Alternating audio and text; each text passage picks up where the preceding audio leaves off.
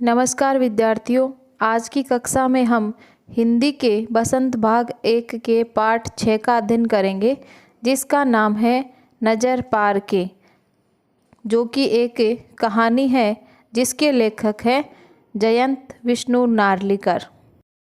तो आइए बच्चों, सबसे पहले जानते हैं कि पार नज़र के कहानी में क्या बताया गया है।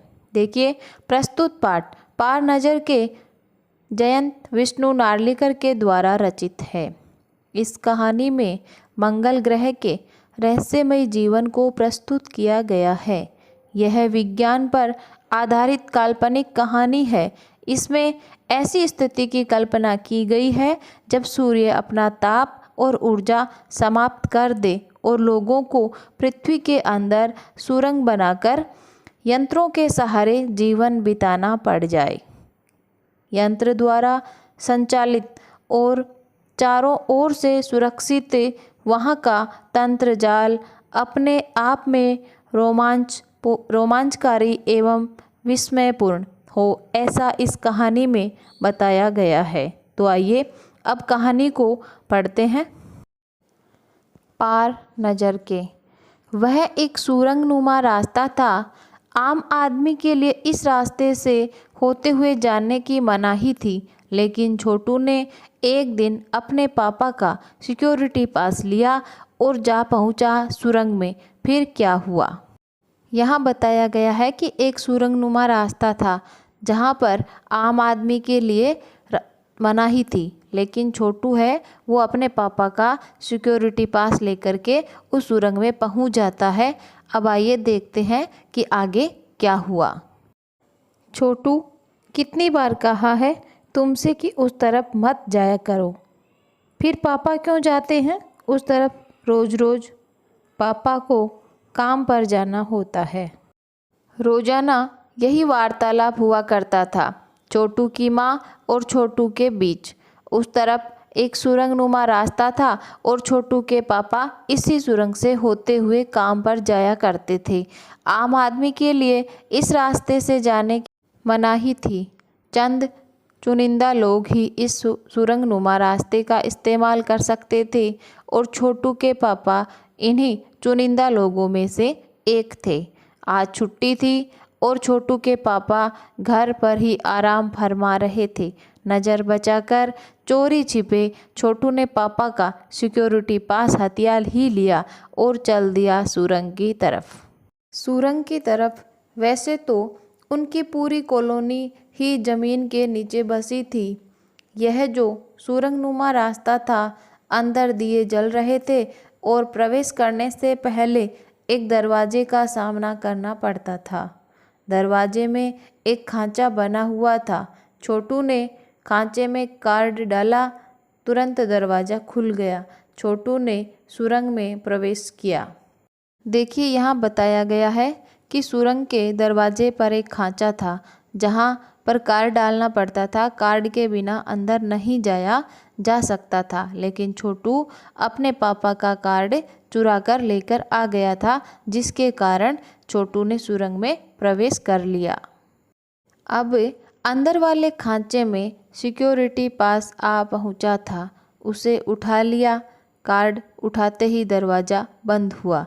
छोटू ने चारों तरफ नज़र दौड़ाई। सुरंगनुमा वह रास्ता ऊपर की तरफ जाता था, यानी ज़मीन के ऊपर का सफ़र आने का मौका मिल गया था।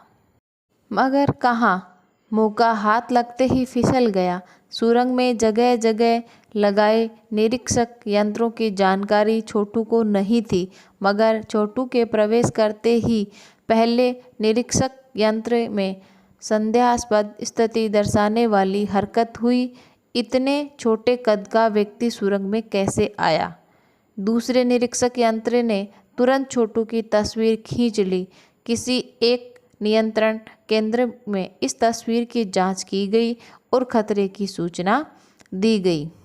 देखिए, यहाँ बताया गया है कि जैसे ही छोटू ने सुरंग के अंदर प्रवेश किया तो वहाँ पर जगह जगह निरीक्षक यंत्र लगाए हुए थे और इस बात का छोटू को मालूम नहीं था। जैसे ही छोटू ने अंदर प्रवेश किया तो निरीक्षण यंत्र में संदेहास्पद स्थिति दर्शाने वाली हरकत हुई। निरीक्षक यंत्र यानी निरीक्षण करने वाला यंत्र या फिर देखरेख करने वाली मशीन।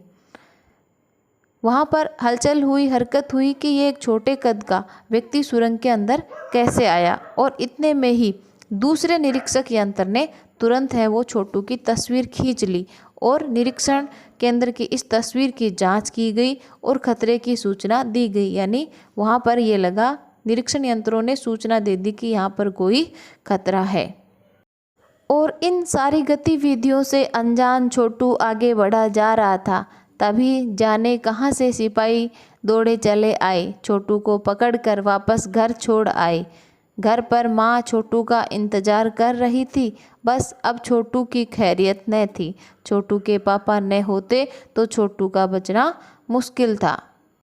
फिर छोटू के पापा छोटू की माँ से छुड़ाते हुए कहते हैं, छोड़ो भी, मैं इसे समझा दूंगा सब, फिर वह ऐसी गलती कभी नहीं करेगा।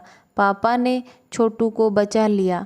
बोले, छोटू, मैं जहाँ काम करता हूँ ना, वह क्षेत्र ज़मीन से ऊपर है। आम आदमी वहाँ नहीं जा सकता क्योंकि वहाँ के माहौल में जी नहीं सकता। तो फिर आप कैसे जाते वहाँ? छोटू का सवाल लाजमी था। यहाँ छोटू के पापा छोटू को समझाते हुए कहते हैं कि मैं जहाँ काम करता हूँ ना, वहाँ का जो क्षेत्र है वो ज़मीन से ऊपर है, इसलिए वहाँ आम आदमी नहीं जा सकता क्योंकि वहाँ के माहौल में जी नहीं सकता। यानी कि वहाँ पर क्या होती है, ऑक्सीजन की कमी होती है। तो छोटू पूछता है कि फिर आप कैसे जाते हैं वहाँ? और यह छोटू का सवाल था, वो पूछना लाजमी था, यानी आवश्यक था या ज़रूरी था। यानी वो जानना चाहता है कि आप फिर वहाँ कैसे जाते हो। तब छोटू के पापा कहते हैं, मैं वहाँ एक ख़ास किस्म का स्पेस सूट पहनकर जाता हूँ। इस स्पेस सूट में मुझे ऑक्सीजन मिलता है जिससे मैं सांस ले सकता हूँ। इस स्पेस सूट की वजह से बाहर की ठंड से मैं अपने आप को बचा सकता हूँ।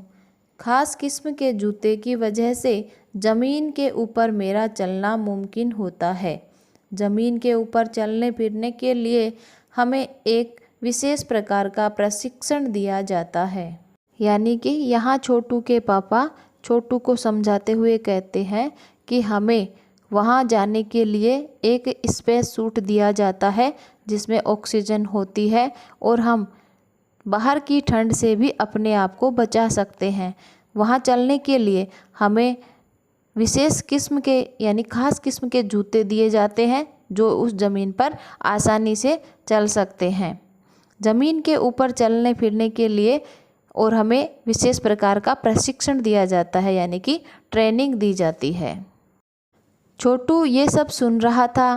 पापा आगे बताने लगे, एक समय था जब अपने मंगल ग्रह पर सभी लोग ज़मीन के ऊपर ही रहते थे, बगैर किसी तरह के यंत्रों की मदद के, बगैर किसी खास किस्म की पोशाक के। हमारे पुरखे ज़मीन के ऊपर रहा करते थे, पुरखे यानी पूर्वज। लेकिन धीरे धीरे वातावरण में परिवर्तन आने लगा। परिवर्तन यानी बदलाव आने लगा। कई तरह के जीव धरती पर रहा करते थे, एक के बाद एक सब बनने लगे। इस परिवर्तन की जड़ में था सूरज में हुआ परिवर्तन।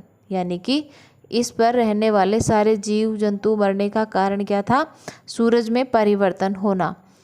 सूरज से हमें रोशनी मिलती है, उष्णता, इन्हीं तत्वों से जीवों का पोषण होता है। सूरज में परिवर्तन होते ही यहाँ का प्राकृतिक संतुलन बिगड़ गया। प्रकृति के बदले हुए इस रूप का सामना करने में यहाँ के पशु पक्षी, पेड़ पौधे, अन्य जीव अक्षम साबित हुए। केवल हमारे पूर्वजों ने इस स्थिति का सामना किया तथा अपने तकनीकी ज्ञान के आधार पर हमने ज़मीन के नीचे अपना घर बना लिया। ज़मीन के ऊपर लगे विभिन्न यंत्रों के सहारे हम सूर्य शक्ति, सूरज की रोशनी और गर्मी का इस्तेमाल करते आ रहे हैं। उन्हीं यंत्रों के सहारे हम यहाँ ज़मीन के नीचे जी रहे हैं। यंत्र सुचारू रूप से चलते रहें, इसके लिए बड़ी सतर्कता बरतनी पड़ती है। सतर्कता यानी सावधानी। मुझ जैसे कुछ चुनिंदा लोग इन्हीं यंत्रों का ध्यान रखते हैं। तब छोटू ने कहा, बड़ा हो जाऊंगा तो मैं भी यही काम करूंगा। छोटू ने अपनी मनसा जाहिर की, यानी कि छोटू ने अपने मन की इच्छा को जाहिर करते हुए कहा कि जब मैं बड़ा हो जाऊंगा तो मैं भी यहीं पर काम करूंगा। तो उसके पापा ने कहा, बिल्कुल, मगर उसके लिए खूब पढ़ना होगा, यानी कि तुम्हें उसके लिए खूब पढ़ाई करनी होगी और माँ व पापा की बात भी सुननी होगी। माँ ने कहा कि माँ और पापा की बात को भी मानना होगा। दूसरे दिन छोटू के पापा काम पर चले गए। देखा तो कंट्रोल रूम का वातावरण बदला बदला सा था। शिफ्ट ख़त्म कर घर जा रहे स्टाफ ने, प्रमुख ने टीवी स्क्रीन की तरफ इशारा किया। स्क्रीन पर एक बिंदु झलक रहा था। वह बताने लगा, यह कोई आसमान का तारा नहीं है, क्योंकि कंप्यूटर से पता चल रहा है कि यह अपनी जगह अडिग नहीं रहा है। पिछले कुछ घंटों के दौरान इसने अपनी जगह बदली है।